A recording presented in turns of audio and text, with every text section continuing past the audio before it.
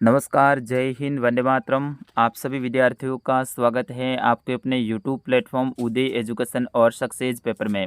विद्यार्थियों, आज के इस वीडियो में लेके आया हूँ राजस्थान 8वीं बोर्ड परीक्षा 2025 की दृष्टि से इम्पोर्टेंट आपके इंग्लिश सब्जेक्ट का पेपर, जो कि आपके 20 मार्च को होने वाला है। उसकी दृष्टि से वेरी मोस्ट इम्पोर्टेंट ये प्रश्न पत्र रहेगा और आपके आने वाले एग्ज़ाम की दृष्टि से आप सभी के लिए वरदान साबित होने वाला है।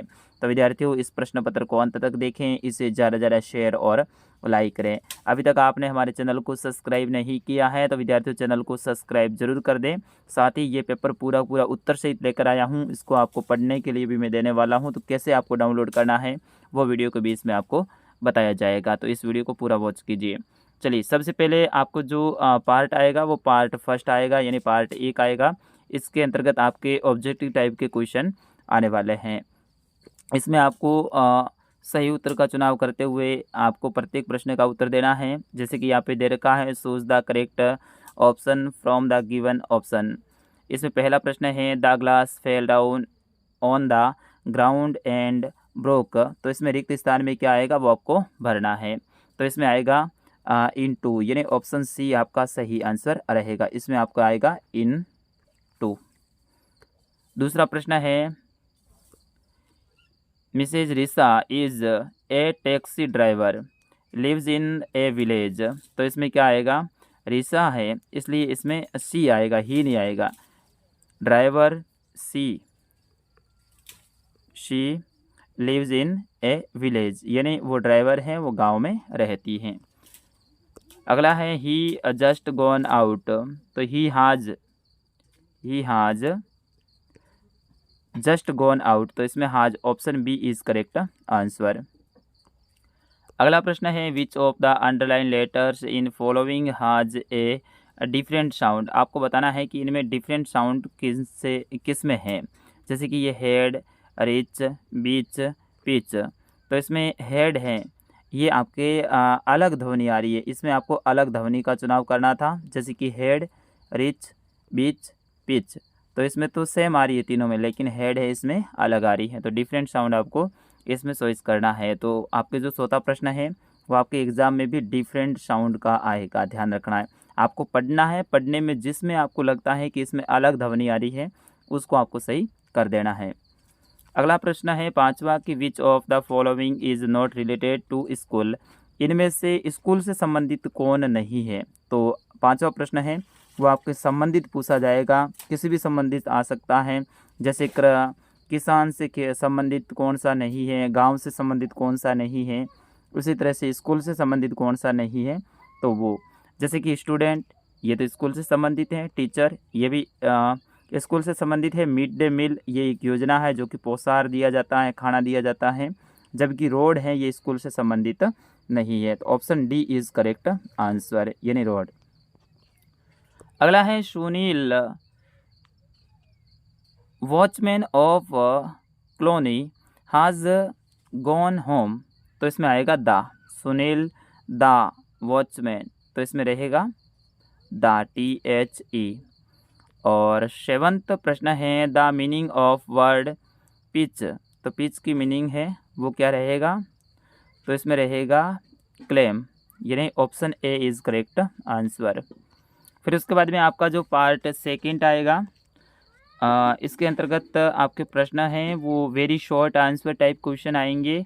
Question 8 to 11, complete the passage given below using the correct word from the brackets. यानी जो कोष्टक में दे रखे शब्द हैं इनका प्रयोग करते हुए प्रश्न 8 से लेकर 11 तक को आपको यहाँ पर रिक्त स्थान में भरना है। तो विद्यार्थियों, इसमें आपको दिमाग से काम करना है, ठीक है ना।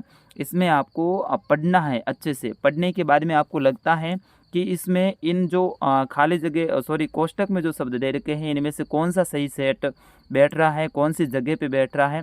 आराम से 2-3 बार आप पढ़ लीजिए, पढ़ने के बाद में दीजिए, क्योंकि यहाँ पर आपके जो 8वां, 9वां, 10वां और 11 यानी 4 नंबर यहाँ पे फिक्स हो रहे हैं। 4 नंबर कम नहीं होते विद्यार्थियों, तो अच्छे से आपको इनको भरना है। जैसे कि रमन वाज ए पूर बॉय। तो पहले में आपका आ जाएगा पूर, यानी रमन है वो क्या है, गरीब लड़का है। ही lived with his mother in small हट आउटसाइड, यानी वह अपनी माता जी के साथ में छोटी झोपड़ी के अंदर रहता है, झोपड़ी के बाहर रहता है। तो इसमें मदर आ जाएगा, ठीक है। और फिर उसके बाद में 10वां है, इसमें विलेज आएगा और 11वें में आएगा शेड। इस तरह से आपको इसमें भरना है। 12वां प्रश्न है write the plural of following words. इनके प्लूरल बनाने हैं, यानी बहुवचन मैन है तो मैन, MAN है तो MEN कर देना इसमें, और फिश है तो फिशेस कर देना है, ठीक है। तो इस तरह से आप इसमें भर सकते हैं आराम से, बहुवचन आएगा 12वां प्रश्न। 13वां प्रश्न है write the meaning letter of following word, यानी इसकी आपको मीनिंग बनानी है, जैसे कि BU, फिर इसके बाद में NGAL। तो इसमें आपको इसमें भरनी है, आराम से आप भर सकते हैं। तो इसमें पहले में आ जाएगा BO आ जाएगा, और दूसरे में आ जाएगा W। इस तरह से आप इसमें भर सकते हैं। इसी तरह से इसमें भी पहले में आपका आएगा O और दूसरे में आएगा RT। इस तरह से आप इसमें भर सकते हैं। 14वां प्रश्न है majority of road accident take place of the lack of good। तो इसमें रहेगा बिकॉज, इसमें बिकॉज आपको रिक्त स्थान भरना है। और 15वां प्रश्न है rearrange the following word in proper order to make meaningful sentence. इसमें उलट सुलट आपके दे रखा है, तो इसको आप सही व्यवस्थित क्रम में आपको सही सेंटेंस बनाना है। तो आराम से बना सकते हैं। जैसे कि ये पहला है, इसमें आएगा द ओल्ड, ये वाला फर्स्ट में आएगा the old lady was seating in wheel chair, यानी बूढ़ी औरत है वो व्हील चेयर के ऊपर बैठी हुई है। तो इस तरह से आपको इसको सही व्यवस्थित करना है, ठीक है। दूसरे को भी ऐसे ही करना है, तो आराम से आप कर सकते हैं। 16वां प्रश्न है fill in the blanks with help of word given in the brackets, यानी यहाँ पर जो रिक्त स्थान दे रखा है इनका प्रयोग करते हुए 4 दे रखा है, 4 में से आपको 2 भरना है। तो यहाँ पर थोड़ा सा दिमाग का काम आपके लिए लगेगा, क्योंकि यहाँ पर 4 शब्द रहेंगे, 4 में से 2 आपको भरने। आपके पेपर में जो यहाँ पर बताया गया है इसी टाइप के क्वेश्चन आएंगे। हाँ, वर्ड अलग आ सकते हैं, लेकिन इसी तरह से आएंगे, फॉर्मेट यही रहेगा, ठीक है। तो इसमें मोबाइल, फॉलो, ड्राइव और प्ले। तो इसमें पहले में है वो फॉलो आएगा, we should follow the traffic rule. तो इसमें ट्रैफिक रूल आएगा, तो आपको पता है फॉलो आएगा, इसमें फॉलो भरना, ठीक है। We should not drive in drink and condition, यानी आप जो ड्रिंक किए हुए हैं तो आपको ड्राइव नहीं करना है, तो इसमें ड्राइव भरना। इस तरह से आप इसमें भर सकते हैं। और फिर उसके बाद में आपका पार्ट 3 आएगा, और इसमें शॉर्ट आंसर टाइप क्वेश्चन रहेंगे 70 एंड 80, ठीक है। तो इसमें क्या रहेगा, read the passage carefully and answer the given below. आपको पैसेज को अच्छे से पढ़ना है, पढ़ने के बाद में आगे जो क्वेश्चन दे रखे हैं उनके आंसर आपको देने हैं। तो विद्यार्थियों, पैसेज वाले जो आपके क्वेश्चन हैं वो एक भी आपके गलत नहीं होना चाहिए। आप अच्छे से पैसेज को पढ़िए, 2-3 बार पढ़िए, और उसी में से आपको उत्तर ढूंढ के निकालना है। जैसे आप इस पैसेज को पढ़ोगे 2 बार, और फिर उसके बाद में क्वेश्चन में क्या पूछा गया है वो आप देखोगे, आराम से आंसर दे सकते हैं। जैसे कि what was another metaphor and England. तो इसमें रहेगा, जैसे ये शब्द है ना, ये आपको पकड़ना है, ये शब्द कहाँ है वो पकड़ना है, और फॉर इंग्लैंड ये वाला पकड़ना है। तो आप आराम से पैसेज में देखोगे, तो देखो पहले ही लाइन में दे रखा है ये वाला, देख लो। ज़्यादातर पहला प्रश्न है उसका आंसर पहली लाइन या दूसरी लाइन में आपको मिल जाता है। तो इस तरह से आपको ढूंढ के लिखना है, तो इसमें आपको गलत नहीं करना है। जैसे कि विलोम शब्द भी आएंगे पैसेज में से ही, जैसे कि रिच का विलोम आपको लिखना है पूर। तो पूर इसमें रहेगा कहीं ना कहीं, आप देखो रिच का, देखो पूर में ये रहा, ठीक है। तो इस तरह से विलोम भी आपको देखने को मिल जाएंगे, उसमें से आपको आराम से देख के निकालना है। 18वां प्रश्न है what was the condition of Spain, जो हॉकिंग है उसमें। तो उसमें इसका आंसर आपको ढूंढ के निकाल देना। उसी तरह से दूसरा प्रश्न है what is name of book written by Stephen Hawking. तो उन्होंने बुक का नाम, कौन सी बुक लिखी थी, तो a brief history of time, ये जो बुक है उन्होंने लिखी थी। और अगला है, इसमें से ही है, तो इनमें भी आप आराम से दे सकते हैं। 19वां प्रश्न ये भी आपके पैसेज से संबंधित ही है, तो पैसेज वाले प्रश्न आप कर सकते हैं खुद, मैं इसमें ज़्यादा आपका समय वेस्ट नहीं करूँगा। और 20वां प्रश्न है इसमें where did Bipin Babu work, तो बिपिन बाबू है वो क्या काम करते थे वो आपको लिखना है। और ये भी पैसेज वाला ही, पैसेज वाले प्रश्न समझाने की कोई वैसे ज़रूरत है नहीं, आराम से आप खुद कर सकते हैं।